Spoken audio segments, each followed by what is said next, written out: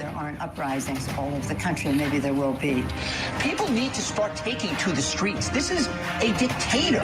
Enemies of the state.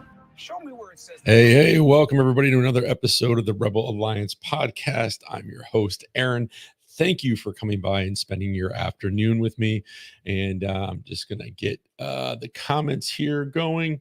And today we're going to be talking about in episode 61, maximizing your garden in 2024, essential prep tips, and some other great information. So that being said, let's get into it. Let's get some of this housekeeping out of the way, and we will get right in today's topic. Today is not going to be as long as the last couple days. I just need to grab something over here because there's just something I want to show you in a little bit that has to deal with all this. But as always, if you're looking for more information, hopefully the next couple of days, East Coast PMA will be back up and running.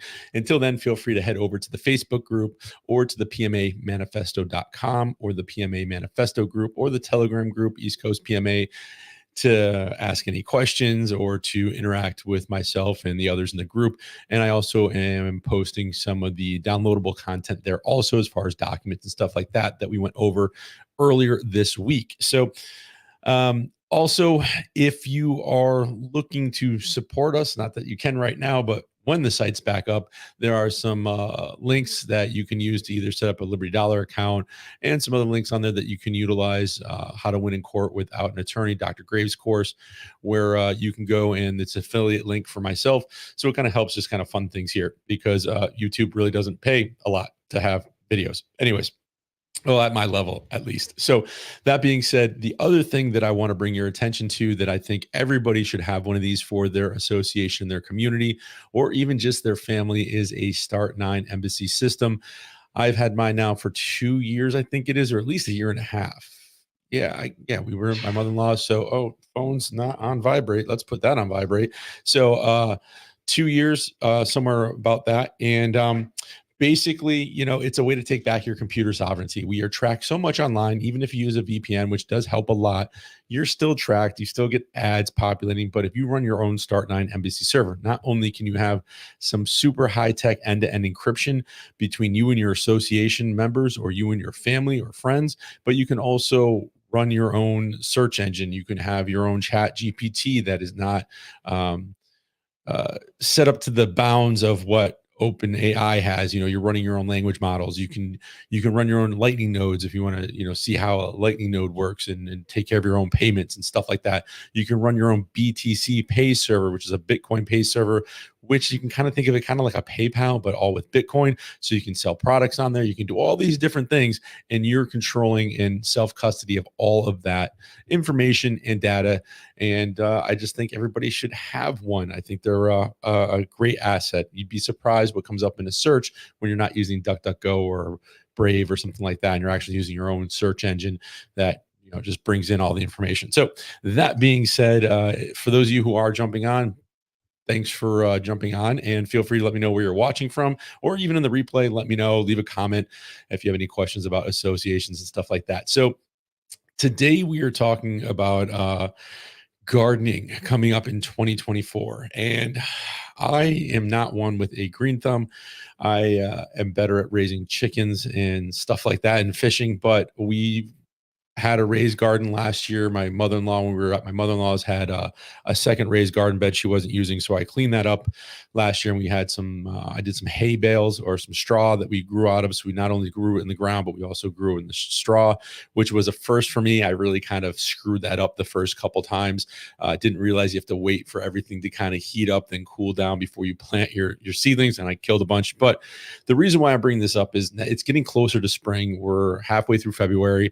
March is right around the corner, and a lot of us are looking to live that more sustainable lifestyle, and not really have to rely on going to the grocery store, especially when you have, I think, like here in Connecticut, we have like 160 days of growing time, somewhere around there. So that being said, and I left eye, not only can I not see out of it, but it is itching like crazy. So that being said, I kind of wanted to go over kind of like some of my plans here for the homestead coming up in the spring, and then what we're doing and how I'm incorporating some stuff with the kids when we plant our seeds and we try to start things from seedlings. Because if you go to like Tractor Supply or Home Depot, if you go to any of these other places to buy tomato plants, you're paying $6 and up sometimes for just one plant. You might find some deals if you have local growers and local farms that have stuff. We did through the association, we did a Freedom Bazaar before we were in an association, and we had some farmers come in with seedlings and they were selling it for like $2-3, which wasn't so bad. Tomato plants and stuff like that. But there's different spots you can go to. If you go to the big box stores, you're going to be paying a lot more. So these are just kind of some of the things that I think are kind of important. There's probably 100 other people that you could go watch and listen to. This is kind of just my take on it and what I'm looking to do this year. So some of the things I have on my to-do list is I've cut down a few trees, a bunch of trees actually, and I'm using some of the smaller ones to start building as soon as the snow melts. I thought I was going to get a jump on this, and then it snowed here. We got about a foot of snow a couple days ago, so now I got to wait for all that to melt. But I'm going to start building some raised garden beds. I have one area that I have to remove a bunch of river rock because we don't have any grass in our area where we're at. These people that had this house before us put river rock everywhere, which is great because I can use it for other things, but I need to remove some of this river rock where I'm going to plant directly in the ground. And then I have another section or another spot where I'm going to do some raised garden beds, but I'm going to use some of the trees that I've already cut down that are manageable in size, stack them up, nail them together, and then have fill those in with compost and dirt so I can then grow in them. So that's kind of like what's on top for me right now. And then going forward, there's just some of the things that I think we need to, look about when it comes to, preparing for your family. Because, you might have, this might be your first year gardening, might be your 50th year, and maybe you took some time off and you're coming back to it. But I think using the Farmer's Almanac and that website, in their book is a great way to understand like when your last frost is going to be, when your first frost is going to be.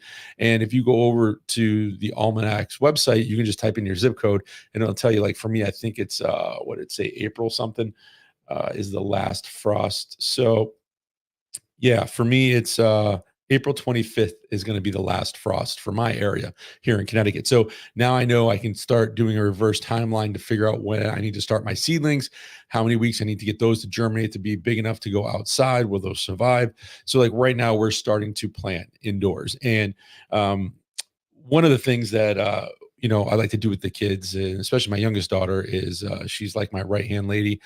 She likes to get dirty. She likes to, help out in the garden and stuff. So last year I had like a little grow light kit set that worked really well until one of the cats chewed through the wire. So I just picked up one of these kits, a couple of these, just to give them a shot.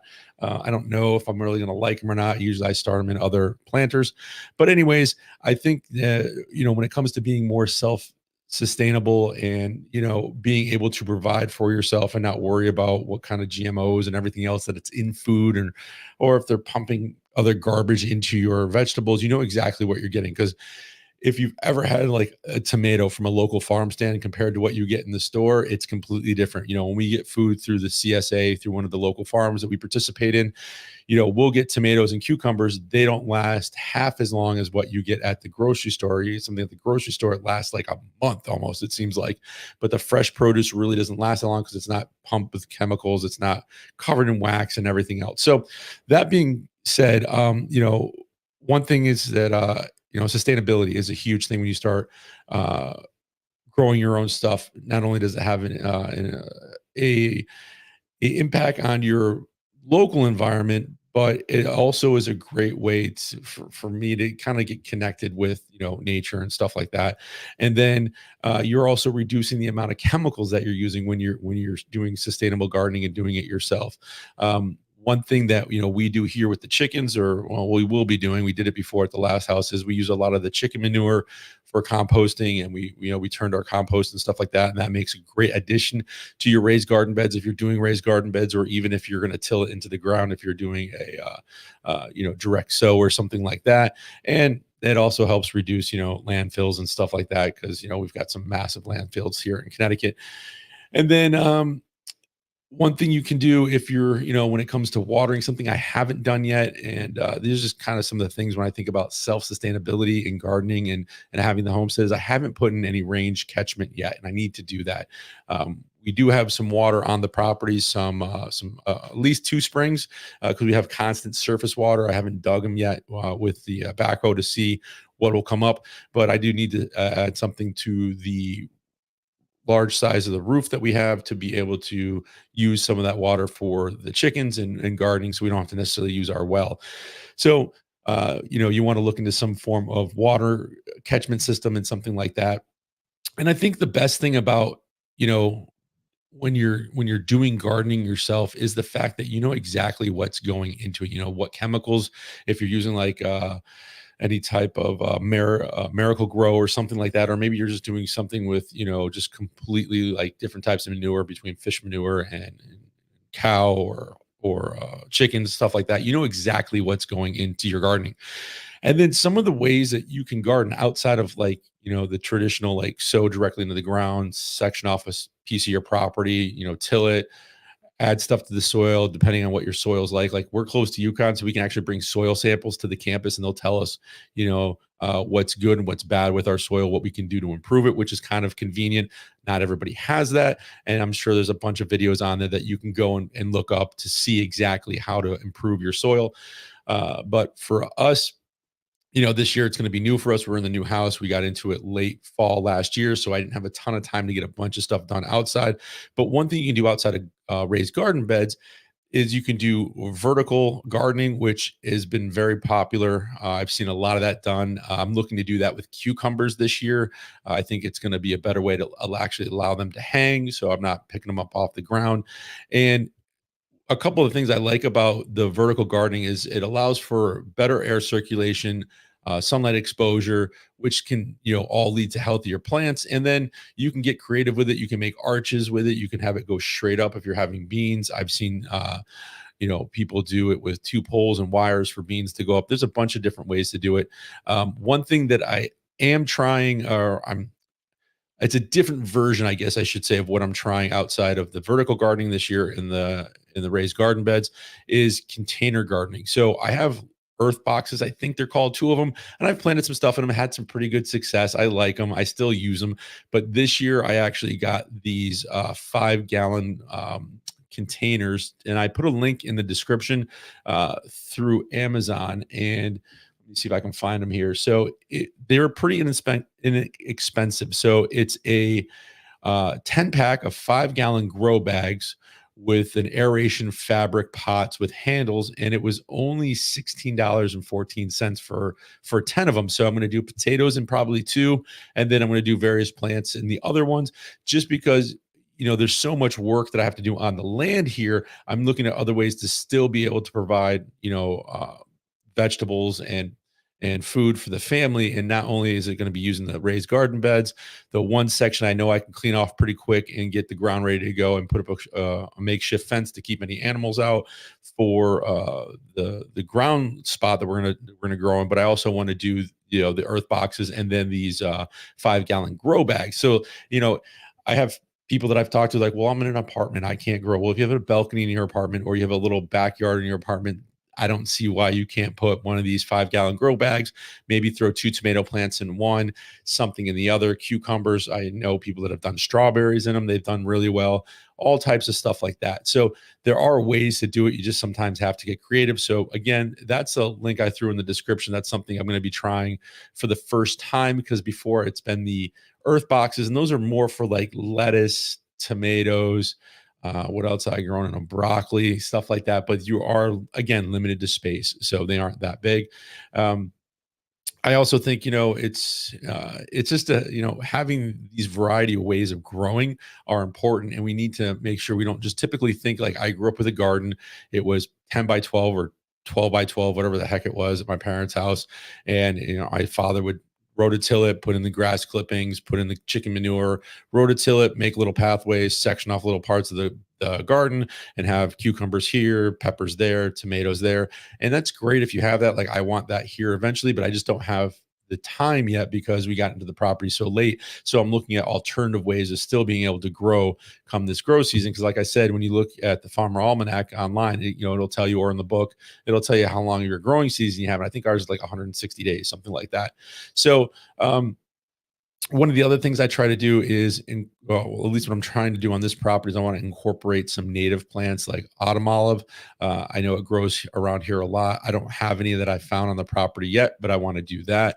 Have some of those plants because those can be used for different things.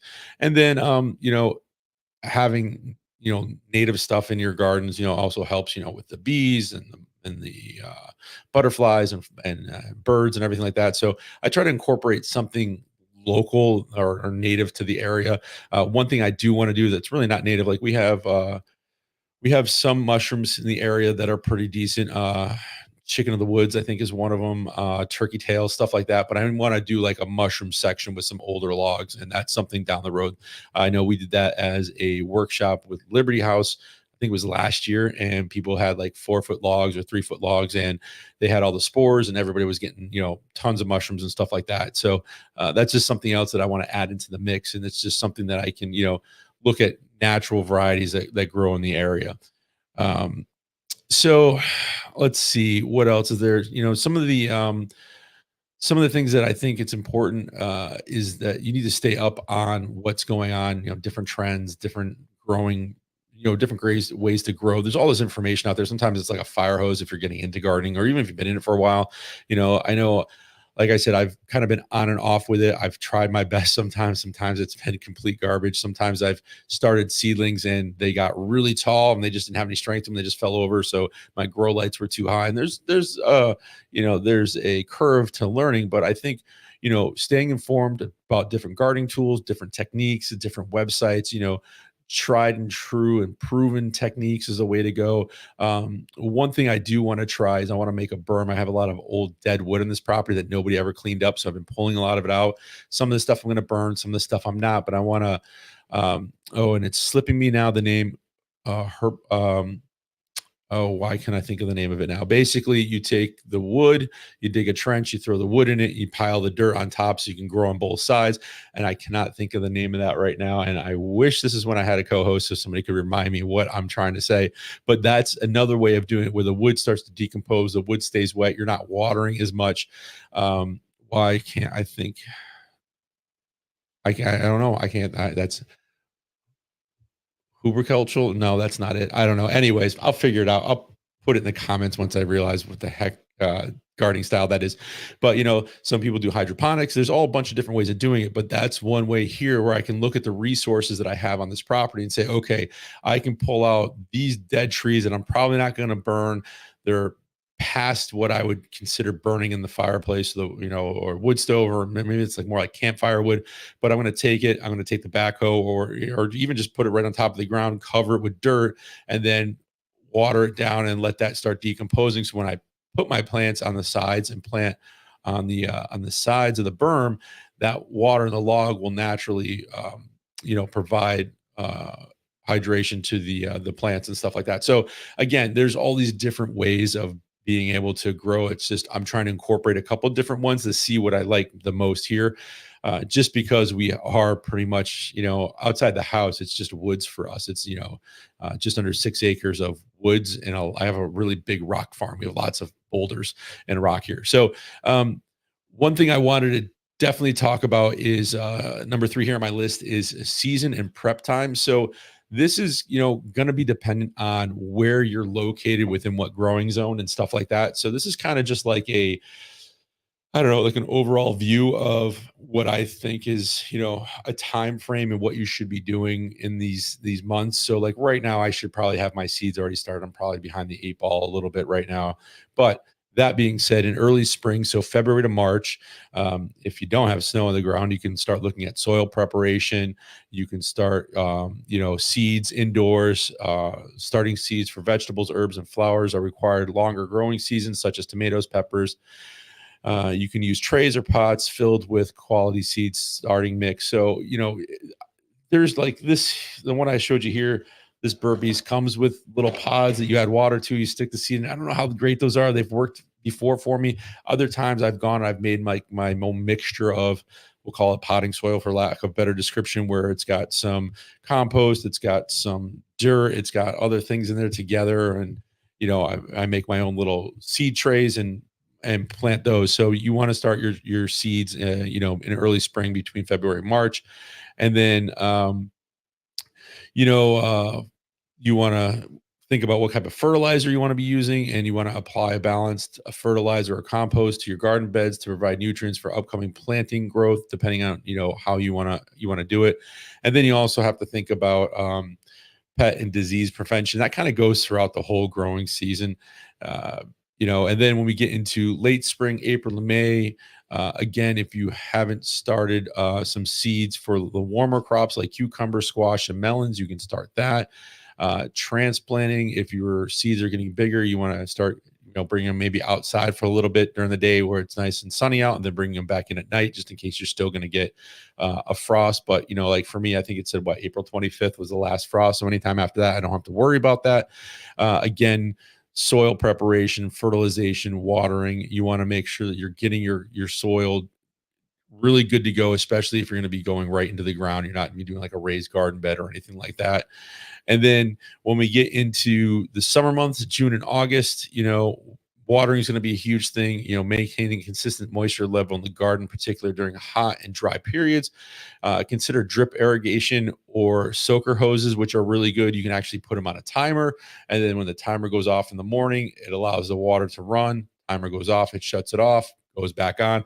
These are all things that you can do to kind of automate stuff to make it a little bit easier for you, especially if you're like most of us and we all work maybe 1 or 2 or 3 jobs. We have kids, we have dance stuff we have to get to, sports, cross country, track and field, whatever it is, music stuff.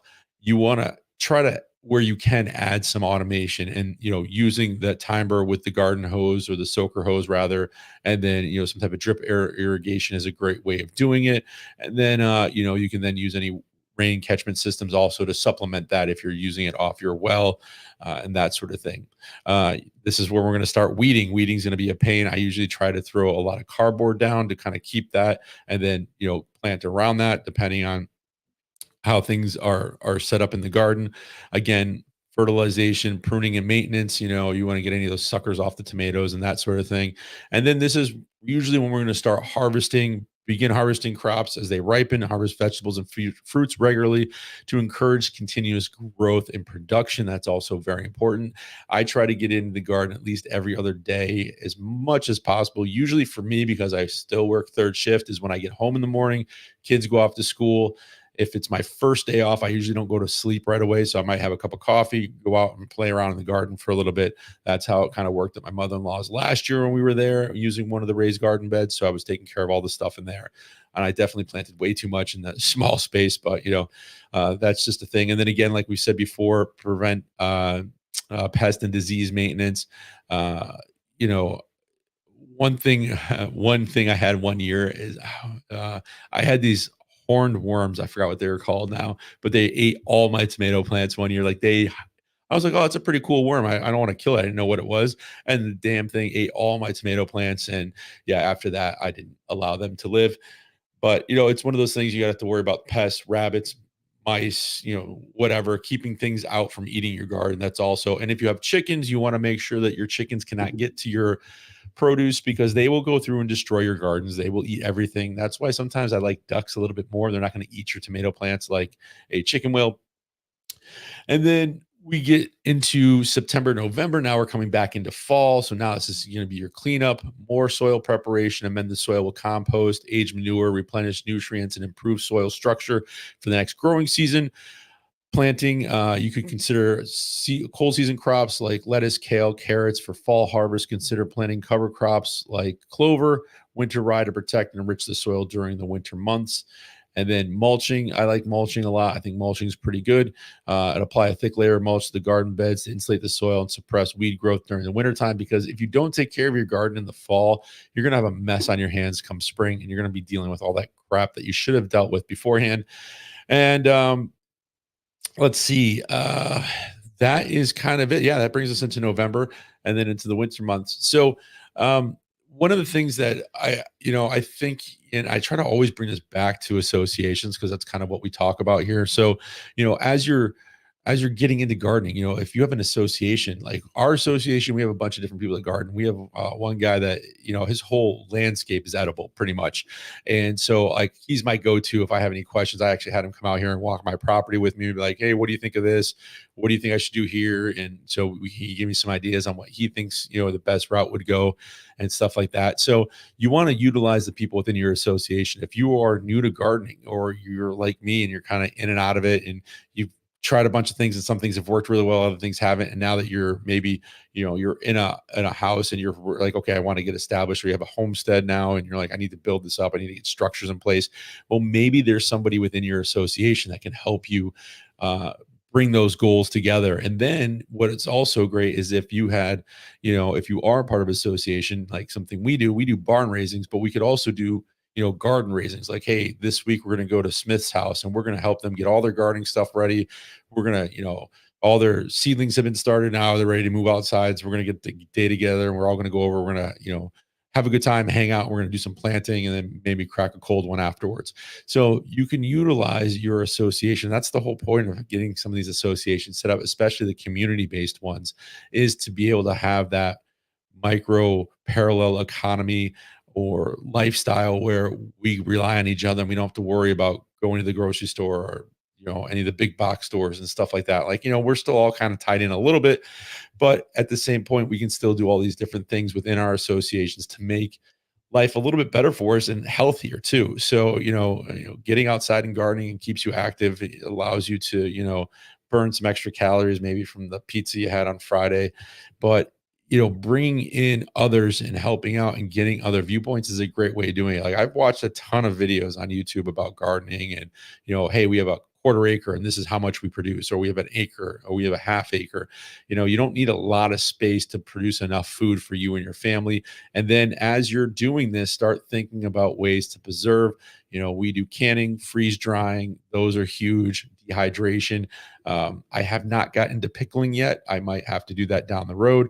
But those are some of the things that you can do in order to, have a more sustainable lifestyle, or self-sustainable lifestyle rather, while being able to, provide your family or friends or relatives or whoever, people in your community, a better way, a healthier way of living. And, maybe you even want to like turn it into a side business if you get really good and you want to set up a little farm stand out front. You don't have to have a full-blown farm to have a farm stand. We have a lot of people in town that have sign out fresh eggs, goat soap, goat milk soap, all these other things. So maybe you have, some chickens and ducks and you have a little stand and you have extra cucumbers and tomatoes, and maybe you sell that, or summer squash, or, zucchini, all those different things that you grow. Maybe you have an abundance of it, of one certain thing. So you sell it for almost next to nothing because you just want to help out the community, or maybe you sell it and make a decent profit on it. There's a bunch of different things that can come out of this, but really what I wanted to just discuss today is,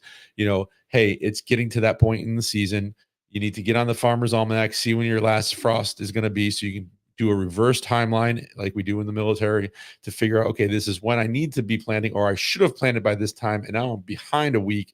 So now I really got to get things going. Like today, seeds are going to get put into these with my daughter at some point today. We are going to be working on that today to get stuff ready to go out come April and into May. So hopefully this kind of got your creative juices flowing and thinking about, hey, listen, what can I do with my little bit of land or within my apartment or my condo? Like I said, those grow bags are a great way to do it. The Mother Earth planters are another way of doing it. I think that's what they're called. Basically, it's just a square piece of plastic on some wheels with a drain plug and a piece of PVC pipe that you fill the water up and you throw your dirt in there and your plants grow, and things grow pretty good in there, and then you can move it around with the sun, which is nice. So, like I said, I just really wanted to bring awareness to this. Like it's that time of season, for all of us that are trying to be more self-sustainable and to, not necessarily be completely off the grid, but to not have to, really worry about like, hey, if, supplies issues happen over the summertime. Well, guess what? I've got plenty of cucumbers, tomatoes, lettuce, squash, whatever you can think of. I'm growing all my own stuff, so I don't have to worry about, the supply chains and that sort of thing. So yeah, hopefully that helps. Tomorrow we'll get back into probably a little more prepping stuff and then more association stuff. I want to try to jump onto the American jurisprudence and start talking about associations to that. And then again, I like doing the questions and stuff like that. So if you have questions, leave them in the comments and I will answer those either in text or on a video. But yeah, let me know what you're going to do this year for gardening in the comments. I'd love to know what techniques you're going to use, what tools you're going to use, what type of planters you're going to use, or if you're just not going to do anything at all, let me know that too. Thanks for watching, and I will see you all tomorrow on the next episode. Peace. Risings all over the country, and maybe there will be. People need to start taking to the streets. This